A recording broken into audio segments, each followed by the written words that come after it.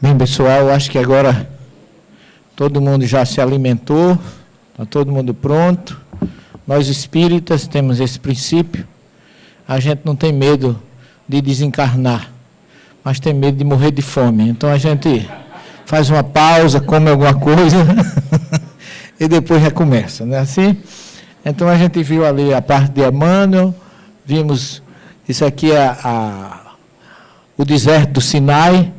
Vocês podem ver aqui duas. Isso aqui é a planta que, quando ela cresce mais um pouco, ela se transforma na sarça ardente. Aquela planta que Moisés viu no deserto, ela é uma planta natural do deserto do Sinai. Então, isso aqui é o começo da subida, porque a gente começa a subir esse monte, olha aí, onde as setas estão apontando, são sarça do deserto. Aí é o começo da subida de uma montanha, que são 7 quilômetros de subida.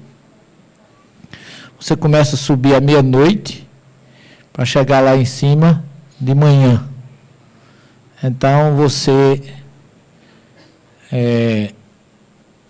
a gente se prepara, faz uma oração. Os 7 primeiros quilômetros são meio inclinados, que você pode subir até num camelo, mas eu não aconselho, porque se você subir de camelo, quando você chegar lá, você não consegue subir os 2 últimos quilômetros, que são pedras íngremes. Você com a musculatura fria, porque você só pode ir de noite, porque o deserto é muito frio à noite e muito quente durante o dia. Então você tem que começar a subir meia-noite para chegar lá às 5, 6 da manhã. E aí, depois que você faz a sua visita, aí você desce. Isso aí nós estamos nos preparando.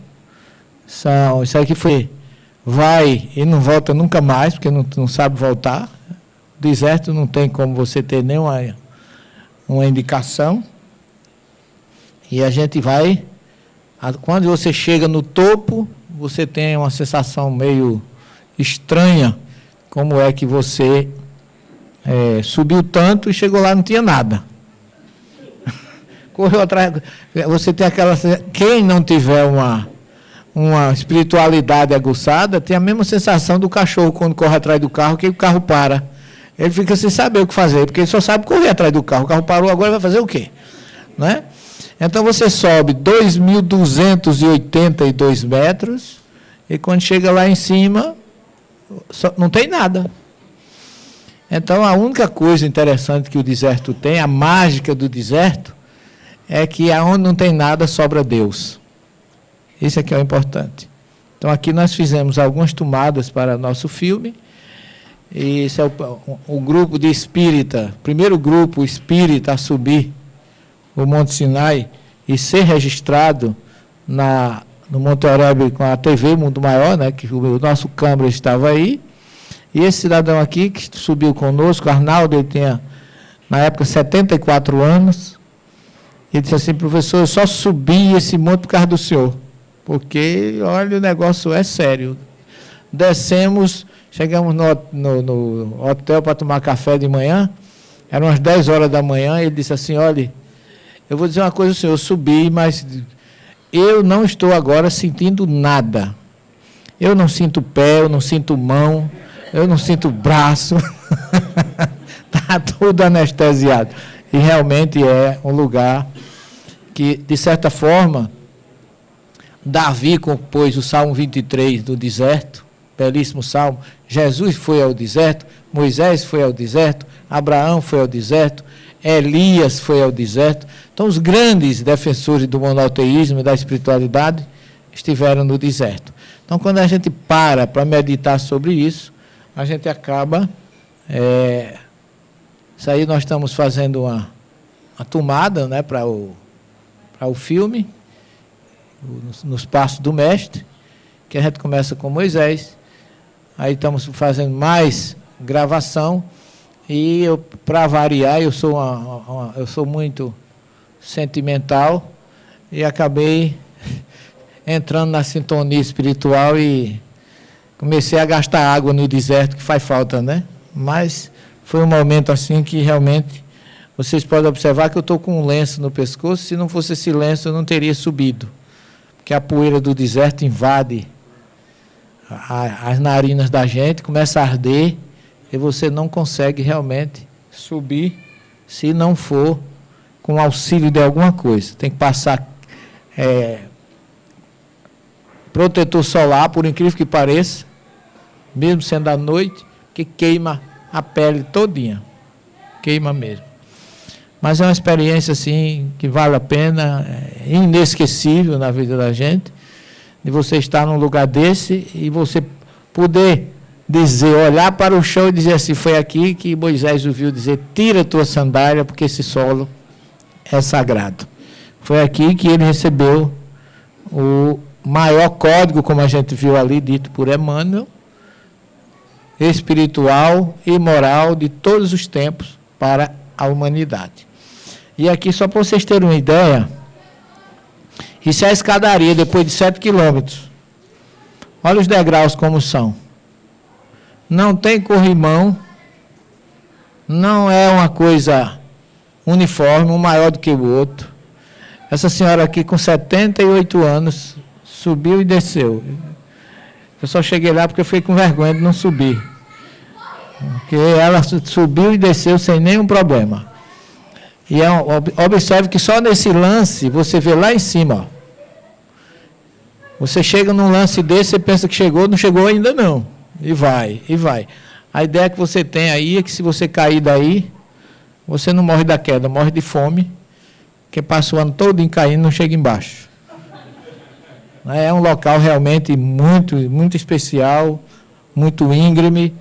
E aqui Moisés desceu com as famosas tábuas da lei, trazendo a implantação do monoteísmo para o planeta Terra através da sua mediunidade. É considerado o maior médio de todos os tempos, é Moisés. Você observa que ele tinha faculdade mediúnica de todos os tipos. Efeito físico, audiência, vidência. Diz que ele falava com Deus, não face a face, que ninguém nunca viu a Deus, mas ele o via. Ele falava através da pneumatofonia. Deus falava e ele... Deus, no caso, é Yahvé. E ele respondia, e eles dialogavam, porque o povo diz face a face, mas não é. Em hebraico está escrito no original, pé a pé. E pé em hebraico não é pé, é boca. Então, boca a boca, quer dizer, ele falava e ouvia ao mesmo tempo a voz. Era o único que falava boca a boca, ou seja, através da pneumatofonia, e os autores dizem, Moisés era o único que falava face a face, e não é face o que está no texto original, é pé. E pé é boca. Face é pai, certo? Ou panuel. Pan é face e pé é boca. Ok? Eu vou projetar aqui agora para vocês terem uma ideia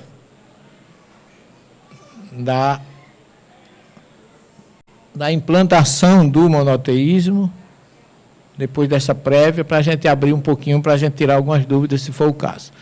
Então, o monoteísmo surge com essa frase que está lá no Gênesis, no Deuteronômio 6,4, que em hebraico se lê da direita para a esquerda.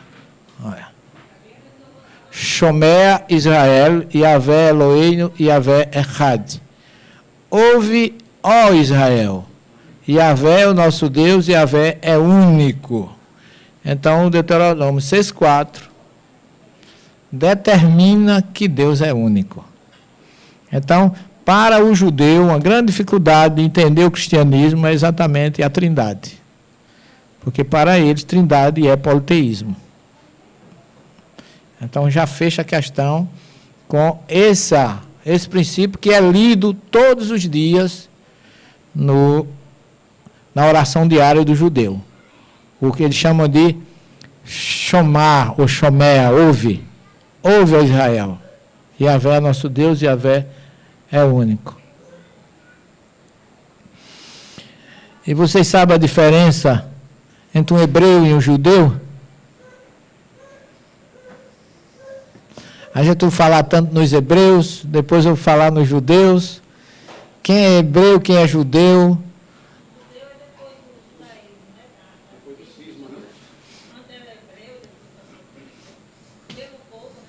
O mesmo povo. O mesmo povo que era hebreu passou a se chamar judeu. É isso? Não, não. Benjamim. É porque é o seguinte, você está certa. Realmente, primeiro vieram hebreus. Depois vieram a denominação de judeu. A denominação de judeu vem de judaísmo, da tribo de Judá, que passou a ser a religião do povo hebreu, passou a se chamar judaísmo. Mas uma coisa é diferente da outra. Judeu é quem nasce na Judéia. Como natalense é o que nasce em Natal. Tá certo? Rio Grandense do Norte, quem nasce no Rio Grande do Norte. Então, o judeu tem, antes de tudo, uma denominação geográfica.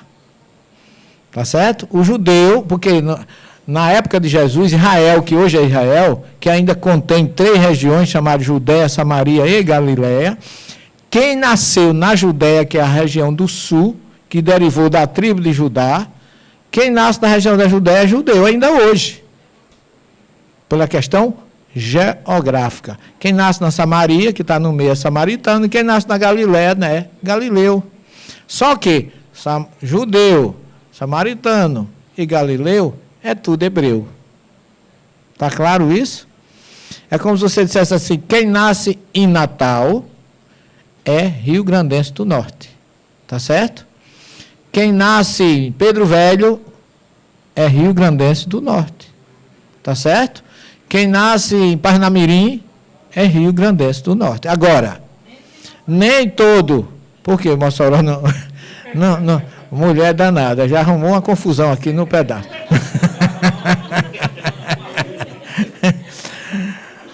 Ou seja, quem nasce em Mossoró é Rio Grandense do Norte. Porém, a cidade é mossoroense, não é isso? Quem nasce em Parnamirim, parnamiriense. Só que o parnamiriense e o mossoroense é Rio Grandense do Norte. Então, o judeu da Judéia, o samaritano da Samaria e o galileu da Galiléia são todos hebreus. Agora, a partir de Jesus, por causa da questão da tribo de Judá e não da Judéia, veja bem, a tribo de Judá, que era filho de Jacó, como o Gênesis diz que Judá seria o rei, o cetro não se afastaria até que viesse Shiló e Judá, todos renderiam homenagem a Judá, está na profecia de Jacó, lá no Gênesis 28, significa que Judá foi o mais importante. Então, da tribo de Judá saiu judaísmo, que em vez de se chamar hebreuísmo, hoje chama-se judaísmo, só a partir de Jesus. Até Jesus pode dizer que todo israelense era hebreu. E ainda hoje é. Porque o que é um hebreu? Vamos entender isso melhor. O que é um hebreu, o que é um judeu? Essa é uma expressão hebraica, o verbo hebraico lavor significa passar. Tá certo? Aquele que de onde vem a palavra, ó. Avraham ha-ivri. Ivri, de onde vem hebreu, é aquele que passa. Aquele que não é fixo. É um nômade. Veja que Abraão sai de Ur, na Caldeia, vai para Padã Arã, depois vai para Canaã, e ele fica girando com seus rebanhos, sem ter um lugar fixo. Então, a palavra ivri significa nômade, que deriva do nome Avraham, que é Abraão. Abraão dizia, Anohi ha-ivri, eu sou um nômade. Ele só se fixa quando Sara morre, ele compra uma gruta para enterrar a mulher dele. Ele compra lá em Hebrom, onde hoje está lá o túmulo de Abraão, de Isaac, de Sara, dos patriarcas e da matriarca. Então, todo descendente de Abraão, que é um nômade, que a palavra é ivri, é um hebreu. Está claro? Porque foi o pai do povo hebreu, é Abraão. Ó. Avrahab, pai. Ram, Avi, pai. Ram, deles. Pai de uma nação. Então, todo hebreu descende de Abraão, que significa aquele que não tinha um lugar fixo. Tá certo? Agora, geograficamente, também pode significar aqueles que vieram depois do rio Eufrates, de onde veio Abraão. Gênesis 14, 13 está dizendo que Abraão é o nômade. Então, o hebreu é um nômade. Tá certo? E eles ainda hoje o são. Porque o judeu, o hebreu, não tem residência fixa, a não ser que eles estejam em Israel. Chegou em Israel, eles param. Eles têm até uma expressão que eles dizem assim, em qualquer comemoração. Hashanah Rabaá Birushalayim. Ou seja, no ano que vem, estaremos em Jerusalém. No sentido de que eles sempre alimentam a esperança de voltar para Jerusalém, aonde eles estiverem. Então, numa festa, em qualquer comemoração, se for aqui em Natal, numa sinagoga, eles vão dizer assim, no ano que vem, estaremos em Jerusalém. Hashanah Rabaá Birushalayim. Porque eles não têm um lugar fixo desde que eles cheguem a Israel. Tá certo? Então, ficou claro, gente? Todo judeu é hebreu, mas nem todo hebreu é judeu. Tá certo? Todo samaritano é hebreu, mas nem todo hebreu é samaritano. Todo rio-grandense, ou todo moçoroense é rio-grandense do norte, mas nem todo rio-grandense do norte é moçoroense. Está claro isso? Aí, pode ser também Baever Hanahá, do outro lado do rio, é outra expressão que pode significar hebreu também. Tanto se refere a descendente de Abraão, como aos povos, geograficamente, como está lá em Josué 24:2, que vieram do outro lado do rio Eufrates, lá da Mesopotâmia, como a gente viu, de Ur, na Caldeia, sul da Mesopotâmia. Quer dizer, os povos que vieram do outro lado do rio podem ser chamados de hebreu, e os descendentes de Abraão também. Seria uma descendência geográfica e uma descendência humana, mas todos significam, isso aqui é um hebreu. Tá certo? Dúvidas? Os descendentes de Abraão, nômades, são os hebreus. Ficou claro isso aí? Só para vocês. E o que é um judeu? Vem de Judá, quarto filho, a gente praticamente já... E o nome dos que nascem na região da Judéia é que hoje é chamado de judeu, que descende de Judá. Porque os gregos, quando invadiram aquela região, eles passaram a chamar Judá de Judéia.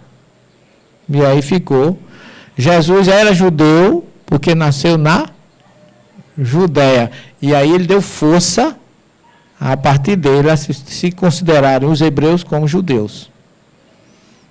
A importância do homem que marcou, dividiu o tempo e marcou presença. Está claro? Judeu pertencente à tribo de Judá e aquele que nasce, judaísmo, a religião do judeu, que nasceu na Judéia. Claro, pessoal? Quem não nasceu na Judéia, aí é judeu mesmo. Ele chama judeu, mas por força, mas pode se chamar de hebreu, porque não deixa de ser descendente de Abraão. A força da religião é judeu, porque o judaísmo é considerado a religião dos judeus. No passado, se vocês pegarem obras mais antigas, eles vão falar em hebreuísmo. Eu conheço alguns escritores bem mais antigos que está lá. O hebreuísmo é a mesma coisa do judaísmo. Mas depois de Jesus, então passou a se considerar judaísmo. Tá certo? Os judeus são um povo com uma mistura de muitas raças, ou seja, aqui é só para a gente fechar essa questão etnológica, porque quem dá descendência ou quem dá nacionalidade ao judeu é a mulher, não é o homem. Quer dizer, só é judeu o filho de uma mulher judia. Nasceu o filho de uma mulher judia, é judeu. Por que isso? Porque se a mulher judia casar com um não-judeu, pode ser um etíope, o filho dela é judeu. Mas se o judeu homem casar com uma mulher de Mossoró, o filho dele não é judeu, é moçoroense. Ficou claro isso aí? Por quê? Porque o homem não dá nacionalidade. Eu tenho um exemplo prático. Eu fiz um trabalho de 5 anos para traduzir os 1534 versículos do Gênesis com um judeu. Que hoje também, quem nasce naquela região, judeu se aplica mais a, vamos dizer assim, religião. Mas quem nasce em Israel hoje é israelense. Então ele é israelense, porque nasceu em Israel. Só que ele casou com uma cearense. Então os filhos dele, nenhum é judeu. Ele tem um casal de filhos. Morou em João Pessoa, hoje está em Israel com a família, mora lá em Ramat Gan. Mas os filhos dele não são considerados judeus, porque a mãe não é judia. Isso para a ortodoxia judaica. No caso deles, eles fizeram, porque foram morar lá, e eu os preparei, e a mulher se converteu ao judaísmo, e os filhos hoje são considerados judeus por conversão. Lembrem-se que Jesus, falando de João o Batista, ele diz assim: dentre os filhos de mulher, ninguém foi maior do que João. Por que Jesus fala isso? Isso é uma linguagem judaica. Entre os judeus, ninguém é maior do que João. Porque ele não falou filho de homem, porque jamais ele falaria isso, como judeu jamais ele falaria. Porque existe um provérbio que diz assim: os filhos das minhas filhas, meus netos serão. Os filhos dos meus filhos serão ou não. Não aceita. Ele chama Olê Hadash, retorno, Techuvá, porque existem os fundamentalistas, tem um bairro em Israel, em Jerusalém, chamado Mea Shearim, que é aqueles que usam capa preta, peotes, aquele chapéu escuro, eles não aceitam. Até os judeus tradicionalistas, eles não aceitam como judeu. Só porque não são praticantes, porque eles vivem só para rezar. Só o que eles fazem, seguir a Torá e rezar. Então, fora disso, é por isso que eu estive na Samaria. Agora eu descobri como é difícil, por que Jesus começou o seu ministério, porque ele se revelou primeiro a uma mulher samaritana. Porque o samaritano ainda hoje, pessoal, a semana passada eu estive na Samaria. Ainda hoje eles são discriminados e não são considerados judeus pelos fundamentalistas de Jerusalém. E eles são os únicos que se praticam a Torá em sua essência. Os 5 livros de Moisés vividos e praticados em sua essência. São os únicos. Então, quando você se aprofunda um pouquinho nessa causa, você vê que há aquilo que eu falei para vocês, onde tem 2 judeus, tem 3 opiniões diferentes e 4 partidos políticos, procede muito. Muito. Porque você está falando alguma coisa com o judeu aqui, e o outro está dizendo diferente ali. Porque cada um segue a Torá segundo a sua interpretação. Agora imagine depois traduzida no Ocidente. A dificuldade para nós. Por isso que eu só fui entender Jesus como ele realmente é, o que ele realmente ensinou, depois que eu fui estudar judaísmo, evangelho e espiritismo. Então, sem esses 3 elementos, você não vai entender a mensagem de Jesus, como ela realmente é. Ok?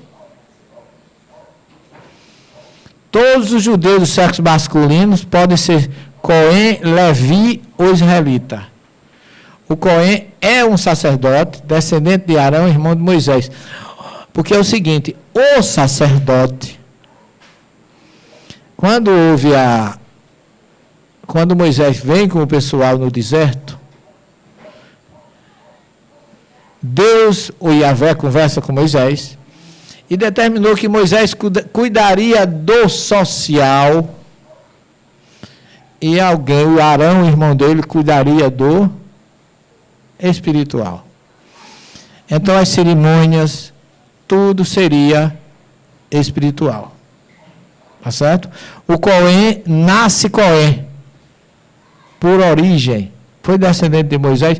Quando você vê o nome, se você vê o Gênesis 28:1, eles dizem assim: depois tu farás chegar teu irmão Arão e seus filhos com ele, do meio dos filhos de Israel, para me servirem como sacerdotes. Gênesis 28:1. É hereditário. Você não estuda para ser um sacerdote. Você herda. Entre os levitas, é a tribo conhecida, tribo espiritual, eles se reúnem e elegem o sacerdote da união dos levitas. É um ser totalmente diferente. Moisés legislava socialmente e o sacerdote legislava espiritualmente. Se um sacerdote chegar numa sinagoga, porque existe o rabino, que vocês conhecem, o rabino estuda no yeshivá, se forma no yeshivá, mas ele nunca substitui um sacerdote. Se o rabino que está numa comunidade, estiver na sinagoga, fazer uma oração e chegar um sacerdote, ele perde toda a autoridade. Quem vai ministrar a cerimônia é o sacerdote. Então é um ser que realmente foi escolhido para servirem no templo de Jerusalém. Está vendo? Êxodo 28:1, hereditário.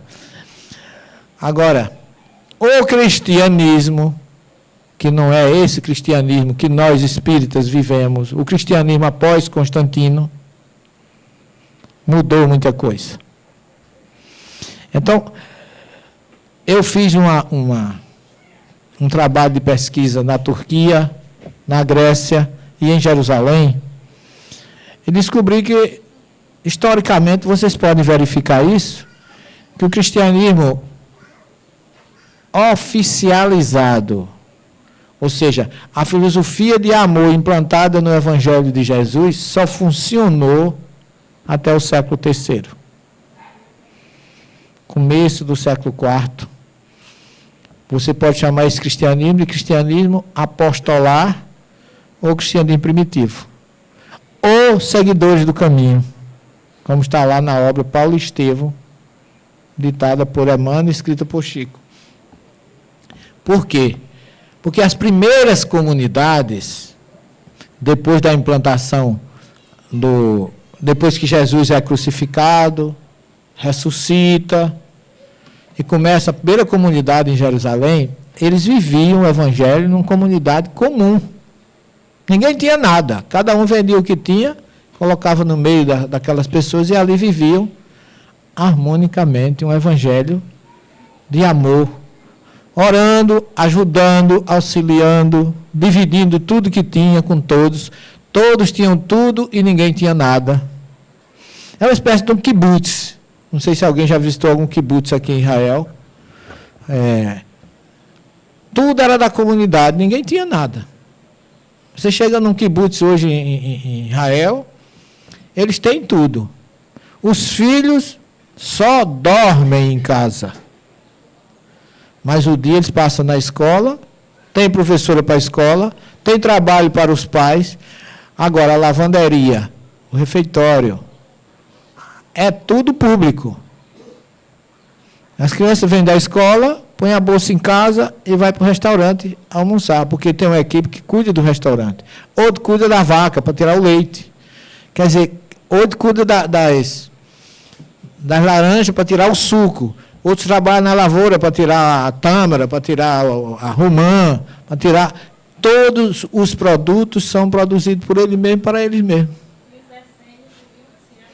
Os essênios foram os primeiros a se separarem de Jerusalém, que eles viviam em Jerusalém, mas eles não concordaram com a atitude dos sacerdotes. Que eles acharam que o sacerdote estava começando a querer ter privilégio e não estava seguindo a Torá da forma como deveria. Curiosamente, nós observamos que Jesus nunca disse uma palavra sobre os essênios. Ele fala dos fariseus, ele fala dos saduceus, ele fala dos publicanos, mas ele não falou dos essênios. Por quê? Não sei responder a vocês, mas posso analisar o porquê disso.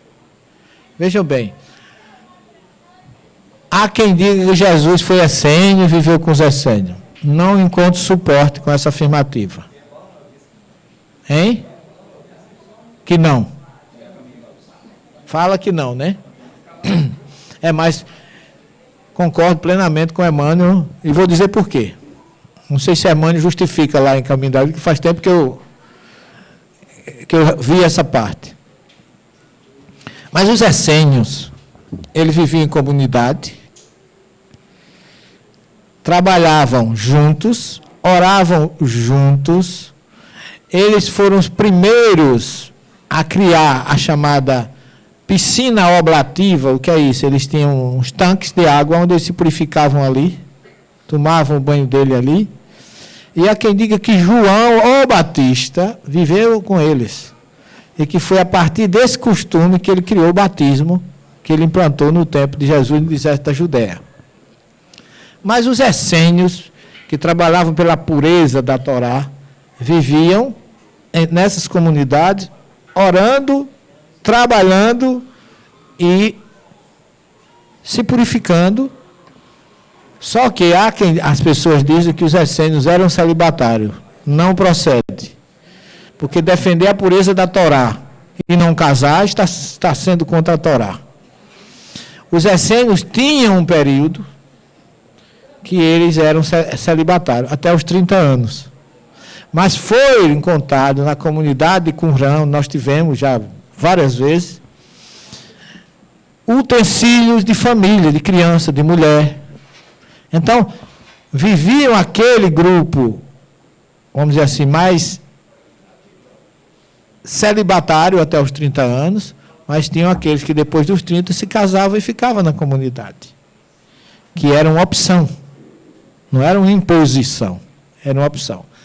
E como eles viviam em grupo, oravam em grupo, se reuniam em grupo, faziam tudo em grupo, eles, como é que eu diria assim, eles diferem completamente de Jesus. Que Jesus nunca viveu recluso, nunca viveu em grupo. Ele criou um grupo de 12 dirigido por ele, mas para viver no meio da comunidade, levando ensinamento, levando os seus exemplos de amor, de renúncia, convivendo com os necessitados. Porque ele disse que os sadios não precisam de médico. Então, ele veio para o meio dos doentes, dos necessitados. Então, Jesus não se reclusou. Embora ele tivesse uma filosofia igual a dos essênios. Ele trabalhava pela pureza da Torá. Está certo? Não há registro, mas deveria ter. Porque eles trabalhavam com... Eles se rebelaram contra os sacerdotes, então é possível que tenham criado na sua comunidade, porque os levitas, com certeza, faziam parte também dos essênios, porque levita é uma classe espiritual.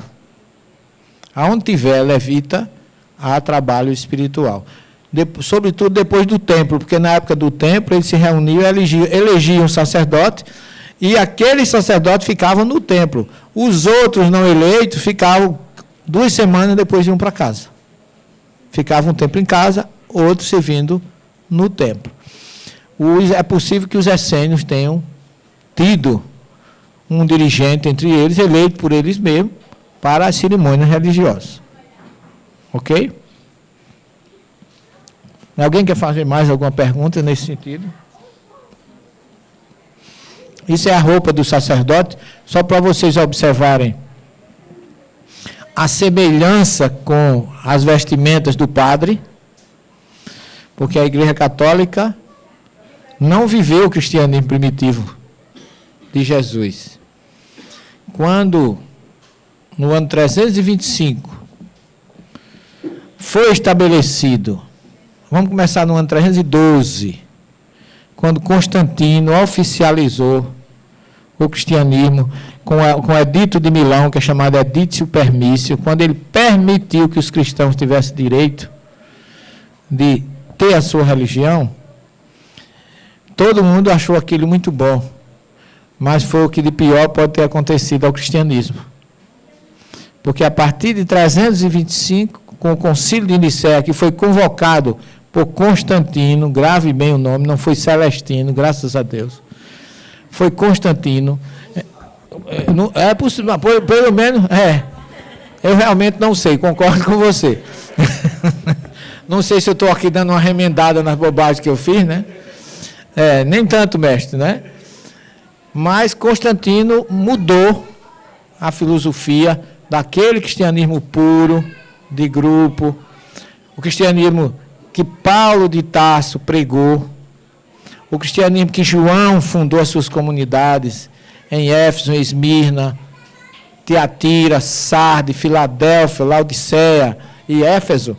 Aquelas comunidades, elas eram comunidades puras, que implantavam e viviam o cristianismo de Jesus. Com o Constantino, lá em Nicéia, e os concílios, tudo mudou. O cristianismo passou agora a ter a influência da política romana e deixou de ser, e nós, analisando friamente, podíamos pensar que a ida de Paulo a Roma faria com que Roma se cristianizasse. E Paulo tentou fazer isso. Mas o que aconteceu é que Roma é que se cristianizou. E a gente tem Igreja Católica Apostólica Romana, em vez de ter Igreja Católica Apostólica Universal, ou Igreja Católica Universal, ou Igreja Universal Apostólica, que a palavra católica é universal, mas não romana. Tá certo? Teria que ser Igreja Católica Apostólica Cristã. Aí ele seria completamente diferente. Não haveria o que a gente tem hoje, porque o cristianismo de Jesus foi totalmente esquecido, lamentavelmente. Falando não como teólogo, falando não como espírita, mas falando como professor de ciência das religiões, eu posso dizer a vocês que até onde eu conheço todas as religiões que nós estudamos, a que mais se aproxima do cristianismo de Jesus primitivo ainda é a doutrina espírita. Não porque eu seja espírita, mas quem quiser faça a sua pesquisa. Não existe nenhuma religião cristã que não tenha interesses materiais, né? Porque o espiritismo trabalha para dar de graça o que de graça recebeste, para vestir os nus, atender os necessitados, como está lá no Evangelho. Não estou dizendo que somos os melhores, que somos os perfeitos, não. Somos aqueles que mais sintonizamos com o cristianismo primitivo de Jesus, como professor de cristianismo primitivo e como espírita.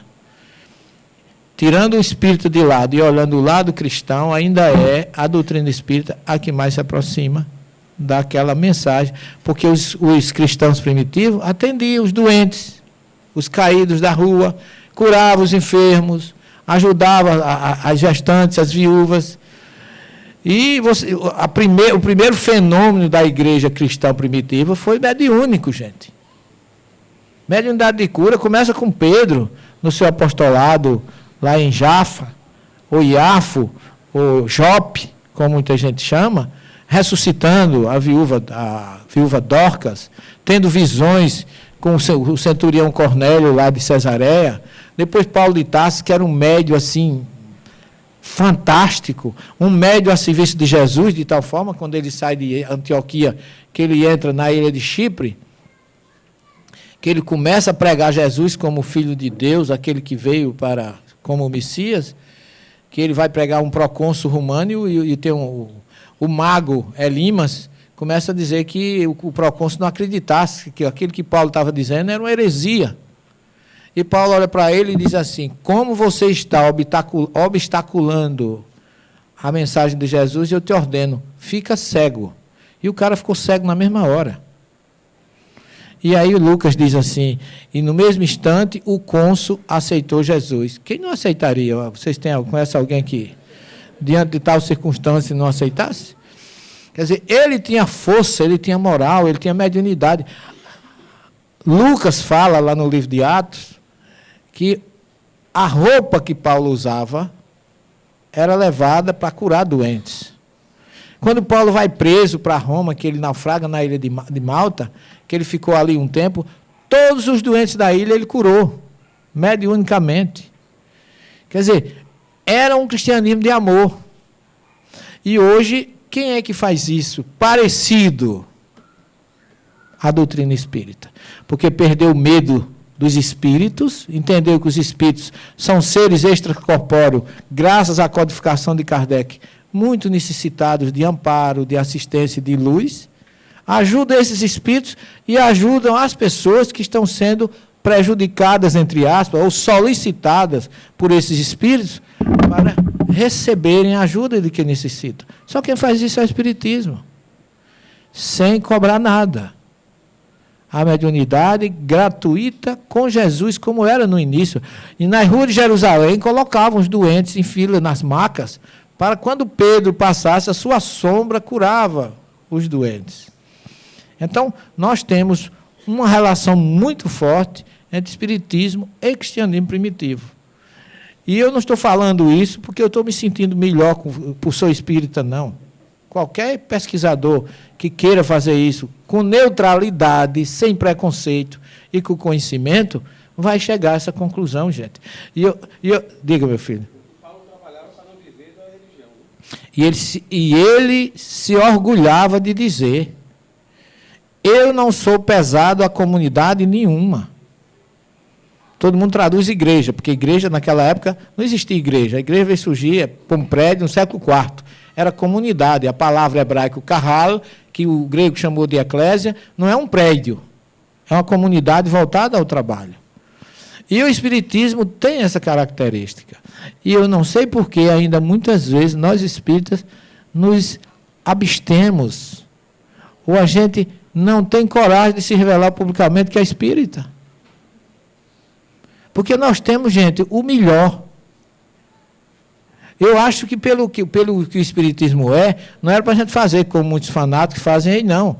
Mas a gente mostrar que faço isso porque é o que a doutrina espírita me ensina.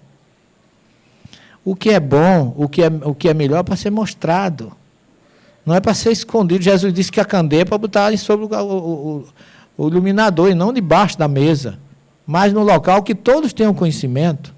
A gente vê hoje muitos espíritas ao se encontrarem na rua, em qualquer local, dois protestantes nunca negam que são protestantes. E eles não têm, com todo respeito, ele não tem o suporte, o conhecimento bíblico, espiritual e da codificação que nós temos.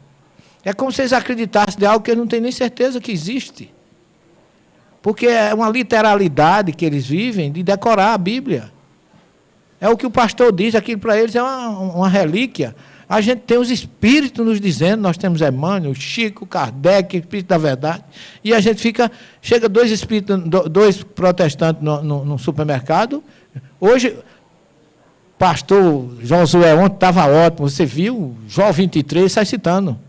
João 5, não sei o que, citando os textos de cor salteado na frente de todo mundo. Amém, glória a Jesus, aleluia, irmão, Deus te abençoe, em todo canto. O católico não nega que é católico, que tem a procissão do Senhor Morto, que tem a novena de Nossa Senhora da Conceição. E os espíritas?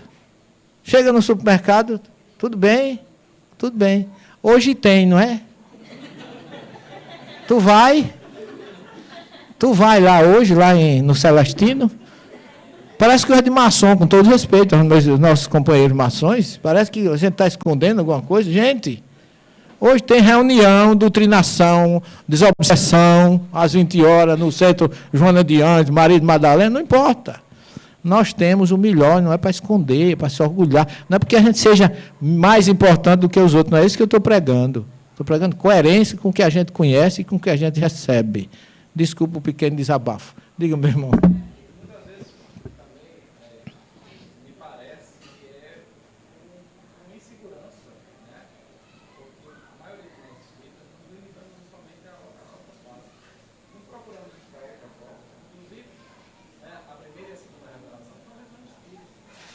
Com certeza. Por isso que eu chamo primeira, segunda e terceira revelação. Primeira, Moisés. Segunda, Jesus. Terceira, Espírito da Verdade. São as 3 revelações que eu conheço. E estou preparando um trabalho nesse sentido. Para mostrar as raízes. Porque quando você mostra que conhece, e conhece com raiz, com pesquisa, você fala abertamente. Quando alguém vem me dizer, você está conversando com um professor, um cara esclarecido. Mas o espiritismo é cristão? Como é, meu irmão? O espiritismo é cristão. Eu digo, sem evangelho não existe espiritismo. A raiz básica da moral do espiritismo é o evangelho de Jesus. Sem ele não existe. E onde é que tem isso? Eu digo, você já leu o livro dos Espíritos? E o que é que tem lá? Eu digo, você tem que ler para você depois a gente trocar ideias, ver o que é que tem. Tem tudo de bom. O que tem de melhor na tua vida, na minha vida, está lá no livro dos Espíritos. E a Bíblia não condena isso, não? Que Bíblia? Não, lá Moisés condenou o Espiritismo, mas o Espiritismo tem 158 anos. Moisés viveu há 3.600 anos atrás. Para ele condenar o Espiritismo, ele é o maior profeta de todos os tempos, porque ele ia condenar algo que nem existia ser fundado 3.600 anos depois. Não, mas diz lá que proíbe a consulta com os mortos. E quem disse que a gente conversa com o morto? Os espíritos chegam na casa da gente, são tão vivos, se a gente disser que ele está morto, ele morre de susto. Então não tem essa história de falar com o morto, não, porque ninguém fala com cadáver. O que está lá no Deuteronômio 18, Moisés cita metim são cadáveres. Moisés não falou de Nefesh, nem de Nechamá, que isso sim são espíritos livres do corpo. Porque a centelha que foi depositada no homem, lá no Gênesis 2:7, foi o Nishmat Haim, princípio da imortalidade da alma, gente. Moisés nunca falou em condenação aos mortos, não. Não consultar cadáveres. E nem o espírita consulta cadáver, porque a gente não precisa. Mas você e procurar isso não é pecado, não? Procurar isso o quê? Essa história dos espíritos. Meu filho, eu sou espírita há 36 anos, nunca procurei um espírito, ele não sai de perto de mim. O que é que eu vou fazer? Nunca precisei chamar ninguém, eu ando com um caminhão, um trem lotado atrás, para eu estar ajeitando. Porque a gente não precisa chamar, não.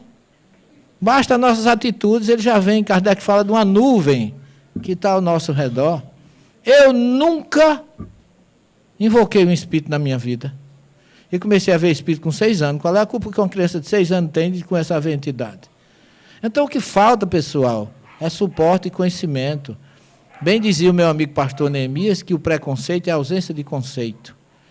Quando você conhece, acaba o problema. E Jesus disse a grande frase: conhecereis a verdade e a verdade vos libertará. Se os espíritos não fosse permitido que eles viessem ter contato conosco e receber as nossas luzes, Jesus não permitia que eles viessem junto de nós. Ele não permitia. Então, na verdade, a nossa incoerência é tão grande que quando morre a mãe da gente, vira santa, a mãe dos outros vira fantasma. Não é assim? Então, o que está faltando é um pouco só de ler o livro dos Espíritos, saber o que é um espírito, que não é nada que venha para prejudicar ninguém, mas o espírito vem, a pessoa fica entronchando a boca, fica sacolejando. Não, nada disso. Espírito não entra em ninguém. O corpo da gente foi feito para o nosso espírito. Os outros se aproximam para pedir ajuda. Se você der, ele, além de ir embora, ainda fica lhe protegendo. Esse é o nosso papel. É conduzir, orientar e ajudar os espíritos que se aproximam de nós. E que isso não é novo, não foi o espiritismo que criou, não. Está lá na carta de João. Caríssimo, não acreditei em tudo que os espíritos vos disserem, mas antes verificar se os espíritos são de Deus. Está na Bíblia do Gênesis e Apocalipse. Porque na Bíblia é espírito, na minha casa é demônio. Que história é essa? O demônio não existe. Então, o que está faltando é um pouco de segurança pelo conhecimento. Então, depois que a gente vai verificar que Moisés trouxe uma primeira revelação e veio através de fenômeno mediúnico.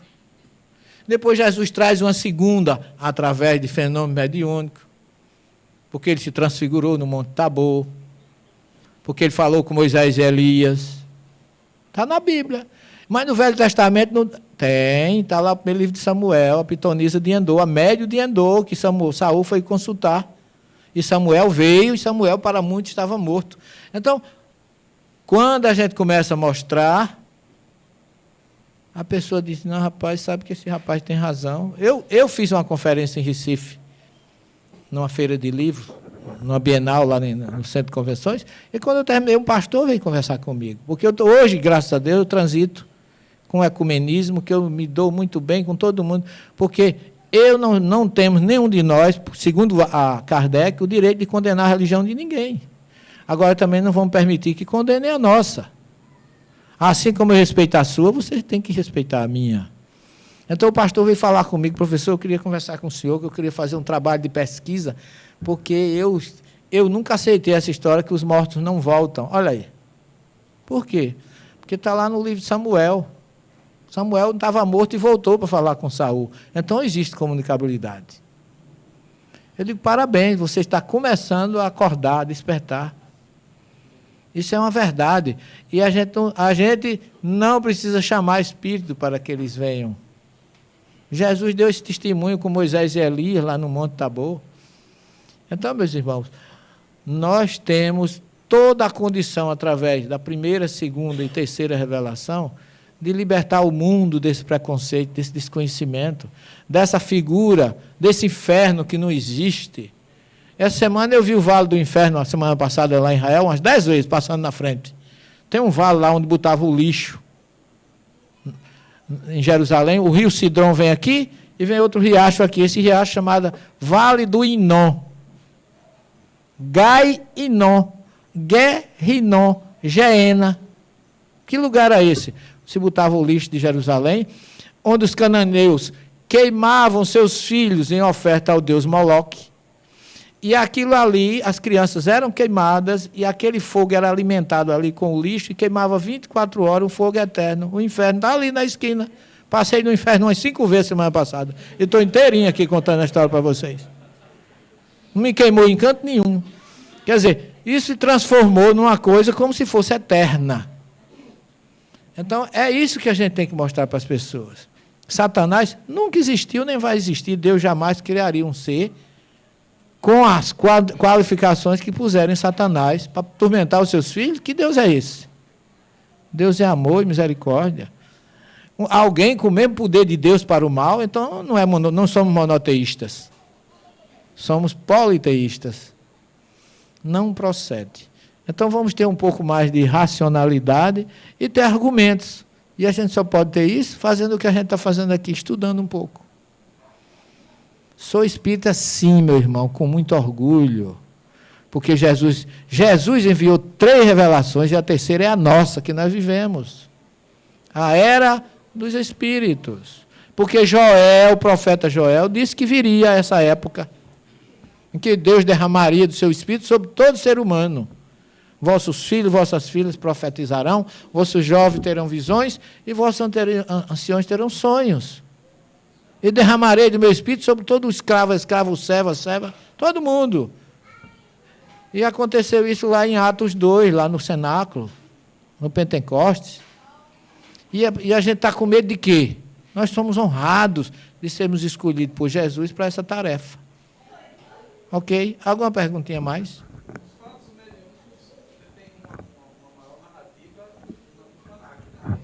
Sim, senhor. Muito mais. Efeitos físicos de toda a natureza. De toda a natureza. Você tem lá nos 5 livros de Moisés.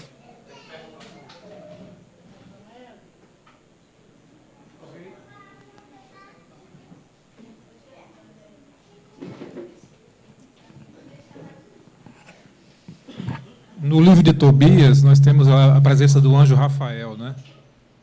Uma presença, quer dizer, ele quando se manifestou lá durante vários dias na presença de Tobias, né? E acompanhou Tobias, o seu filho. Para conseguir uma noiva. Para conseguir uma noiva. É. E passou eu acho que mais de 30 dias, talvez, junto com aquela família. Caminhou com Tobias muito. Depois disse a origem dele, da família dele. Deu até a família, a genealogia, para justificar que ele era dali. Exato. Por quê? Porque é importante para o judeu a genealogia. Por isso que Jesus, Mateus começa dando a genealogia de Jesus. Abraão gerou Isaac, Isaac gerou a Jacó, Jacó gerou a Judá. Por quê? Porque isso para o judeu é importante. Por isso que o anjo deu a genealogia dele para Tobias. Lá no livro de Samuel, eles diziam, no tempo de Samuel, dizia, vamos ao vidente. Até para se perder atrás de um animal que desaparecia. E tem uma coisa, se pagava. Era pago naquela época. Para consultar Samuel, que chamava de roê, em hebraico, que é vidente. Que era aquele que depois passou a chamar rosé. Porque o rosé é o que vê com a mente, não é o que vê com os olhos. Perfeito.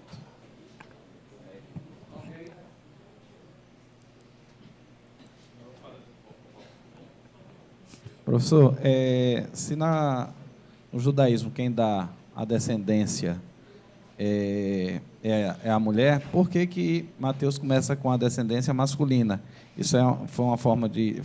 uma visão grega? Não, é judaica. É judaica mesmo. Por quê? Porque o que é que... Boa pergunta. Como é teu nome, querido? Dá o nome aí. Maqui. Como? Maqui. Maqui? Maqui. É judeu, Maqui? Não, porque Maqui é uma palavra hebraica. Né? Animaqui etirem, eu conheço, é o verbo conhecer. Né? Mas, na verdade, pessoal, quem dá a descendência é a mulher. Mas quem gera é o homem. Veja que a expressão lá é toledote, gerações. Porque a mulher concebe, o homem gera. Como o homem não gera sozinho, e como o que dá a descendência, o que é importante na geração do judaísmo, é que o primeiro filho, que é o que tem direito à herança, tem que ser do sexo masculino. Se não é, o primeiro filho não é do sexo masculino, fica difícil para dar a geração. Então, por isso que você pode observar que as famílias daquela época, as mulheres não tinham vez. Os homens ou era o marido, se a mulher não tinha marido, era o pai, se não era o pai, era o irmão. Mas tinha que ter um homem para cuidar das mulheres. Porque a mulher não tinha vez, a mulher só concebe. Por isso que ele diz assim, Abraão gerou Isaac, Isaac gerou Jacó, Jacó gerou a Judá. Parece um hermafroditismo, que não tem mulher, mas tem, porque o homem não gera sozinho. Mas o importante para a visão de geração no judaísmo é que seja um homem que gera. Porque o homem é capaz de gerar fecundar uma mulher e ficar livre para fecundar outra. E a mulher não, depois de conceber, ela fica 9 meses incapaz de uma nova geração. E o homem não. Por isso que fala que o homem é que gera. E as gerações, que inclusive vê 42 gerações de Abraão a Jesus, todos sendo só nome de homem. Só tem o nome de mulher lá no meio, que é Ruth, que foi a Moabita, que foi a avó de Davi, e Maria no final, que Maria entra de uma forma que José não seja o pai de Jesus. Que diz Abraão gerou Isaac, Isaac gerou a Jacó, Jacó gerou a Judá. Lá no final, Jacó gerou a José, esposo de Maria, da qual nasceu Jesus. Quando, na verdade, tem que ser Jacó gerou José, o pai de Jesus chamado Messias. Porque, senão, Jesus não é o Messias. O Messias tem que ser primogênito do sexo masculino e da geração de Davi. Mas Maria era, mas Maria não dá a geração. Só quem dá é José. Se José não for filho de Jesus, não for filho de José, ele não é o Messias. E agora, como vamos ficar?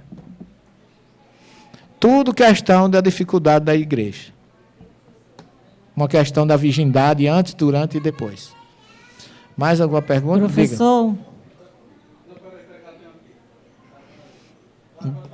Diga, moçoroense. Moçoroense. Sou paraibana, viu? Ah, é? De onde? Araruna. Ah, então é ararunense. Eu conheço, é dos Tagino ou dos Belmont? Nenhum dos dois. Mas conhece, né? É, conheço. Diga, minha filha. Lá tem um livro que eu li, o título do livro é A Grande Espera. Esse livro, ele foi... O Espírito é o de Eurípides Barçanufo. Eu conheço. Por Corina, né? É. E ele diz que, naquela época, Eurípides viveu com o nome Marcos. Uhum. E ele vivia entre os Entre os essênios, né? E que Jesus, ainda adolescente, visita os essênios, passa uma pequena temporada lá, e que a grande contribuição que Jesus havia dado ao povo essênio, aquele grupo de pessoas, seria tirar eles daquele celibato, daquela coisa, e pedir a eles que eles saíssem em caravana e saíssem curando, e saíssem atrás da dor, atrás de onde houvesse sofrimento. E Marcos, que é o personagem que, na época, era uma das reencarnações de Eurípides, ele realmente ele organiza essas caravanas, junto com mais duas personagens lá do livro, e eles saem em caravana e eles deixam de, digamos assim, de pensar ou de fazer como eles até então vinham fazendo, fechados ali. Então, como é um espírito que a gente tem respeito, o espírito de Eurípides Barçanufo, eu fico a pensar, será que não, né? Porque há uma certa coerência, assim, eu acho que Jesus viveu ou não com os essênios. Uhum.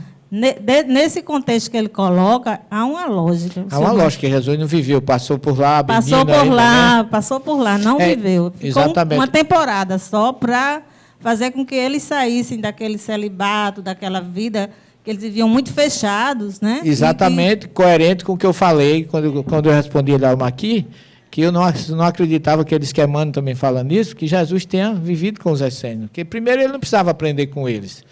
E, segundo, porque a conduta de vida pública de Jesus foi completamente diferente da dos essênios, fazendo exatamente o que Eurípides fala, que ele pediu que os outros fizessem.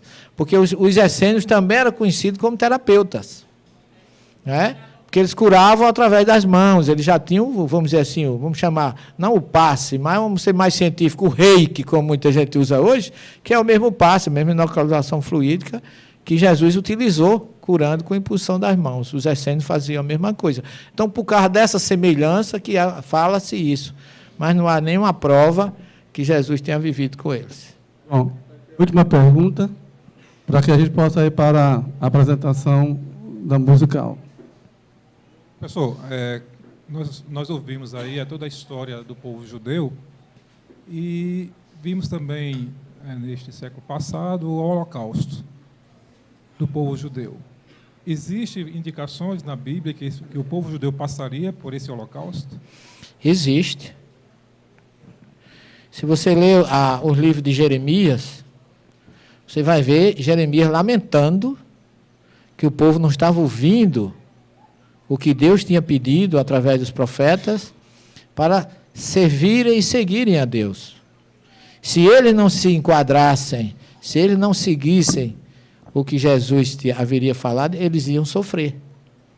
É tanto que eles entraram na questão do cativeiro da Babilônia, que foi algo previsto por Jeremias, e tinha um rabino membro do parlamento de Israel, que ele declarou que aquele povo que sofreu no Holocausto tinha sido aquele que lá no passado não ouviu a Deus e ainda dificultou ou agrediu e prejudicou muita gente em vez de amar o seu semelhante. Porque você sabe que a história do povo judeu, com Davi, com Josué mesmo, na questão da implantação das 12 tribos, ele foi um guerreiro.